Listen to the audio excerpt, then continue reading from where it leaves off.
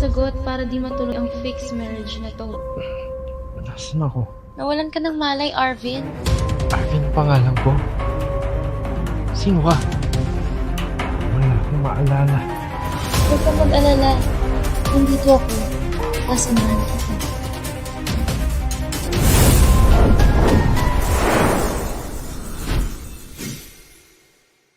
Board members, 2 weeks nang hindi nagpaparamdam si Mark.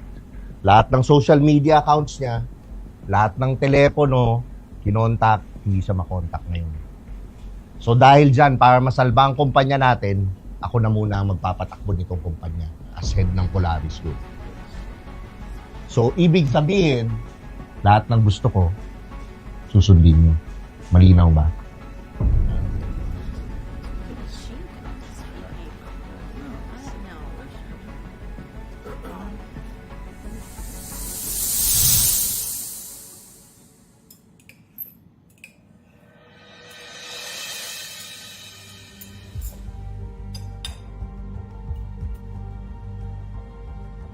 Mama, Papa, Jaja.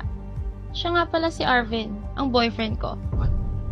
Nata, huwag mo ako niloloko. Hoy, lalaki. Anong trabaho mo? Real estate agent po. Like, seriously, Nata? This guy? Alam mo, we have a reputation to protect. Tapos yan lang papakilala mo sa amin? Like, hello? So embarrassing. You know what? Stop it! Mahal ko siya at proud ako ipakilala siya bilang boyfriend ko.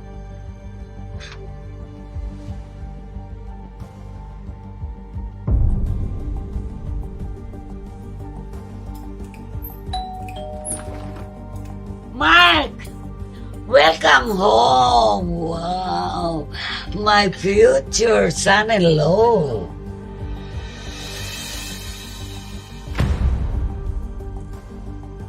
Carlos?